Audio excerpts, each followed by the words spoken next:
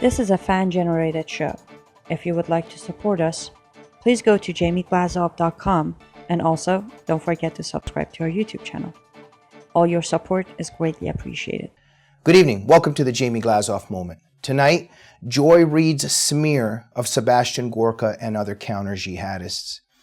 Ladies and gentlemen, if you were watching Bill Maher's Real Time recently, perhaps you weren't, but it's very important what's happening in our culture, higher literary culture and academia and everywhere, just to watch what's happening with our discourse and how the left has brainwashed our society.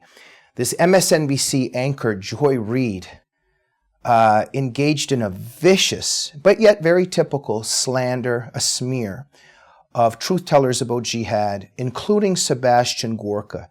Nobody has called her on it, nobody has said anything about it, but it's vile, it's preposterous, it's pernicious, it's malicious, and I want to call her out on it because this is the epicenter of the discourse and debate over our terror war today. And it's this kind of mentality that's leaving us vulnerable to jihadist attacks and to stealth jihad. Before I continue, watch the clip. Well, and the other issue is that Donald Trump, because he has no fixed ideology, he is surrounded by people with a very fixed ideology. People like Steve Bannon believe, and Sebastian Gorka and this whole crew from Breitbart believe that we're already in an existential war with all of Islam, and that we have to now go and take the fight to them and win this sort of, they call it this north-south global conflict. They actually want a massive global war against every Muslim on the planet. So General Mattis. Okay, so, it's very interesting how this works. Even though something is so false, if you just keep saying the lie over and over and over again, people begin to believe it. So let's start here.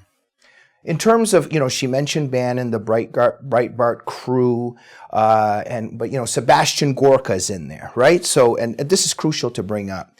So, Sebastian Gorka is somehow involved with waging or wanting to wage a global war on every Muslim on the planet.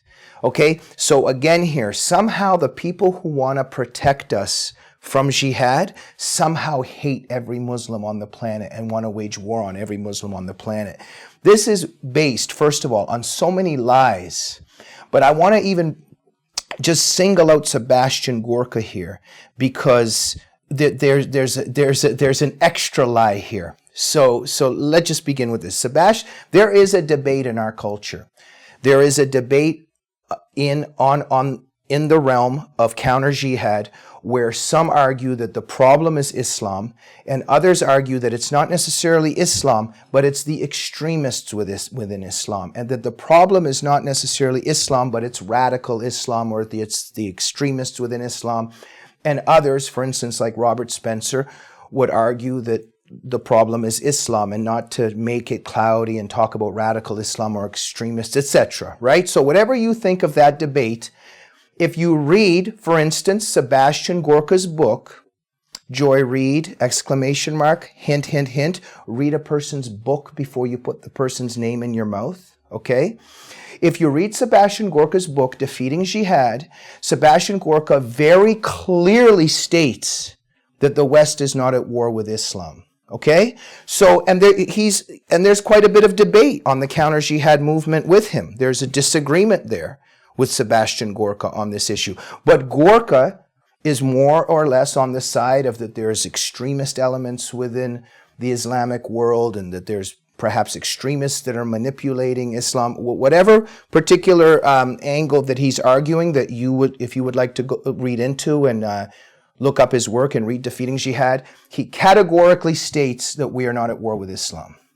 So, Joy Reid, read Sebastian Gorka's book. Find out what he thinks before you throw his name into your smear and your slander, because this is a complete falsehood against Sebastian Gorka. But this gets deeper now, because this whole thing about how anybody, let's even, yes, Gorka, but let's talk about, you mentioned Bannon, you mentioned Breitbart, and let's bring in the counter-jihadists here. There's no one of credibility or that I know, perhaps there's some Yahoo somewhere, some loser that doesn't know anything anywhere that, maybe doesn't like Muslim people. That has nothing to do with us, okay?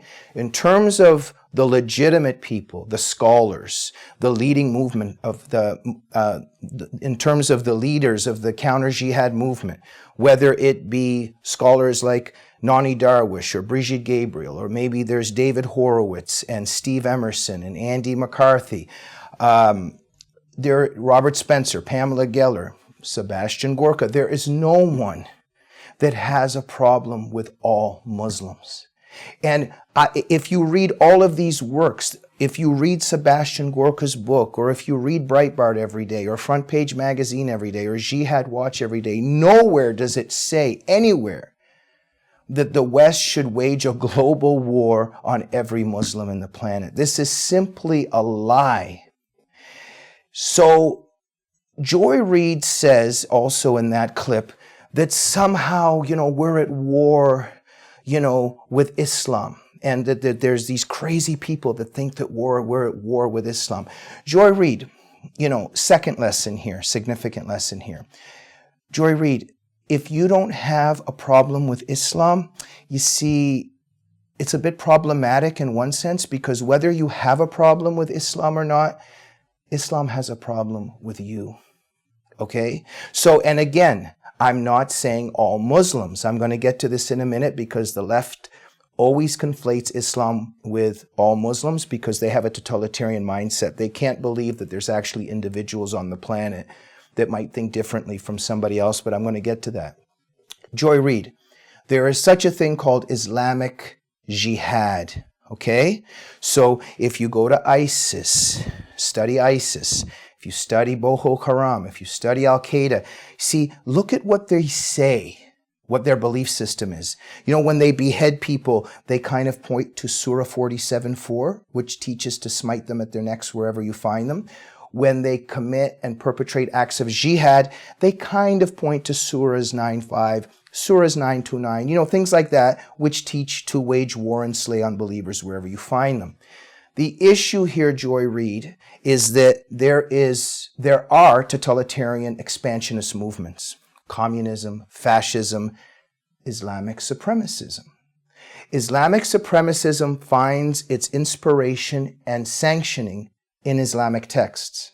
So there are truth tellers such as Robert Spencer, Pamela Geller, Sebastian Gorka, Andy McCarthy. Maybe they disagree on this or that, here or there.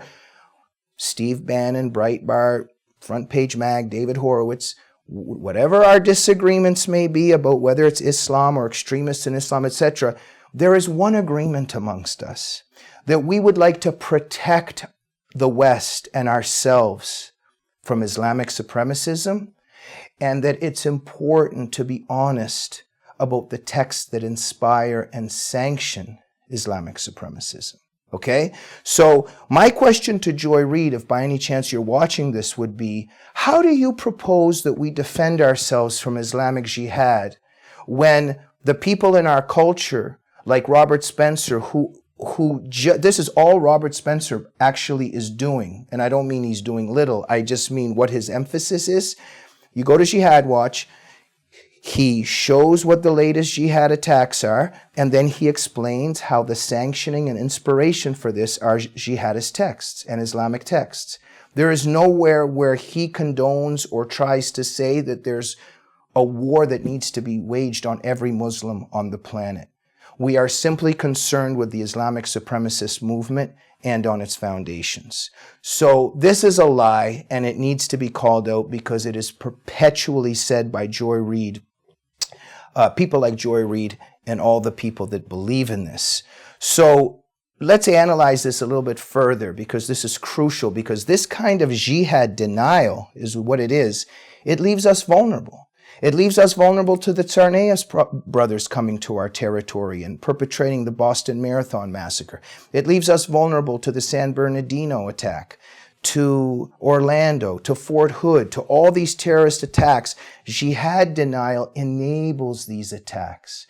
What Joy Reid is involved in here is that by smearing and slandering brave truth tellers about jihad, She incapacitates people and forces in our country that are trying to defend ourselves from Islamic supremacism. So we have to discredit these lies. Where do these lies come from? Why do people like Joy Reid engage in these malicious smears against noble people? The left is engaged in jihad denial, ladies and gentlemen, because the left is in league with adversary cultures and adversary ideologies. To understand this, read David Horowitz's Unholy Alliance. In order to understand the catastrophe that this causes, read Stephen Coughlin's Catastrophic Failure. To understand how this whole alliance works between the left and Islamic supremacism and the damage that it does, get my book, United in Hate. But you see, what's happening here is that leftists like Joy Reid, they need to deny jihad and the real sources of jihad. Because what happens is, well, a million things happen, but what happens here is if there is an honest discussion and somebody says, hey, jihad is a problem. Hey, and the Islamic supremacist ideology that inspires it, that's a problem too. You know what? Our society is superior. Our society is better. Our society needs to be protected and defended.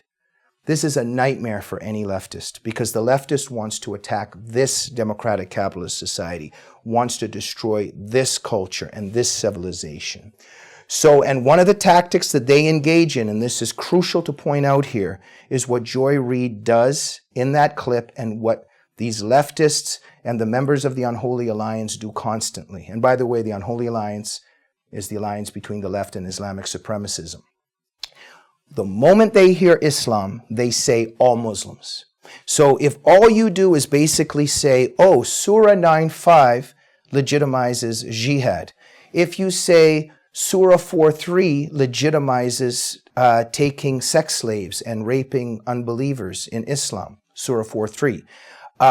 If you simply point to that and say, yes, this is what ISIS and Al-Qaeda are pointing to when they have sex slaves, for instance, the leftist automatically says, oh, you hate all Muslim people. You hate all Muslim people. This is so bizarre. It is such a lie.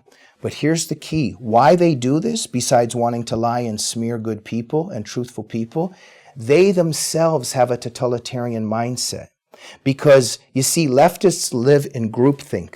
It's a Marxist totalitarian culture. Leftists all think the same. They never disagree with one another. They have a one-party line that they follow. Joy Reid would never, ever watch a video like this or actually go and read Sebastian Gorka's book or Robert Spencer's book and actually start to see the truth in it, because if she ended up agreeing with us and seeing that the truth tellers about jihad are actually not mean, awful people that hate all Muslims on the planet, if she saw the truth there and started agreeing with us on some levels, she would be demonized and dehumanized by her culture. She would lose all her material rewards, all her cultural rewards. How many people do I know on the left that are just terrified to leave the left or to disagree with anybody there? Read David Horowitz's Radical Son, to read the memoir of such a brave former leftist that left the left, but everything he had to encounter.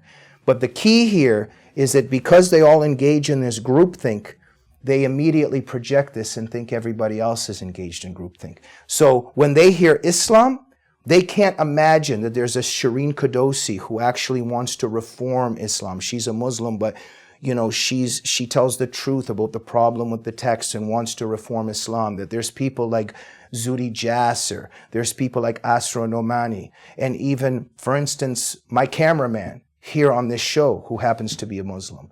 I mean, does anybody really believe that I walk to work here at the Glazov Gang and I'm just filled with hatred in my heart for the person behind the camera because he happens to be a Muslim? I mean, this is so stupid and vile.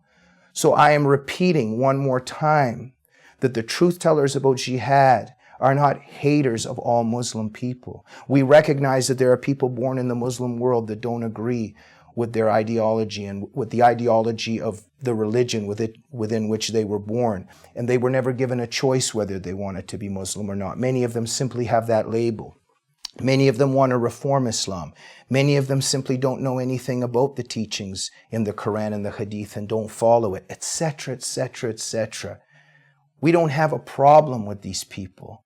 What we're interested in is being truthful about the teachings in Islam, and we're concerned about protecting ourselves from the devout Muslims that are inspired by the violent texts and see a sanctioning in the text in terms of waging war on Western civilization. This is so important to get across. And before I go, I was thinking on the way here of many things. Pamela Geller, who was called a Muslim hater, I'm sure that Joy Reid would be one of them, and all the other leftists, for them, Pamela Geller, she also wants to wage war on every Muslim on the planet, as Joy Reid so eloquently said on Real Time. But I think about Pamela Geller, and I've been following her work over the years. She built a memorial grove for a 16-year-old murdered girl, Muslim girl, Aqsa Parvez, that was suffocated to death by her father and brother because she refused to wear a hijab. She was murdered. And Pamela Geller cared for Aqsa Parvez very much and had a memorial grove built for her and built in Jerusalem Park, and she couldn't do it in Ontario, where Aqsa was killed because she was prevented from doing so by many forces. And I look at Pamela's work and all the attention that she's brought to honor-killing victims and to the victims of acid attack in the Islamic world. And I think about how much Pamela actually really cares for Muslim women, for Muslim girls, how much she's done on their behalf, and yet she's labeled a Muslim hater. And I think about the producer my producer of the Glazov Gang, Annie Cyrus, who was born into a Muslim environment, that was a child bride, and that was abused terribly in the Islamic world. She was able to escape. And her abuse came because of the example of the Prophet Muhammad marrying Aisha when she was 6, marrying her when she's 9, and that's the example for child marriage in the Islamic world. And I think about everything that Annie Cyrus does all of these years to try to help the Muslim girls and women who suffer also from being forced into child slavery, into child marriage, that are raped, that are abused, that suffer under Islamic gender apartheid. And I wonder, Joy Reid, how much have you done in comparison to people like Pamela Geller, to people like Annie Cyrus, or Nani Darwish, or Bridget Gabriel, or David Horowitz, or Robert Spencer? How much have you done to try to help the Muslim people who suffer because of Sharia and because of jihad? And I was thinking that jihad denial, what jihad denial does is it enables the persecution, not just of non-Muslims, but of Muslim people themselves. And boy, I wonder who's waging the most vicious and heartless war on Muslims on the planet, who really is doing that. I'll see you on the next Jamie Glazov moment. Good night.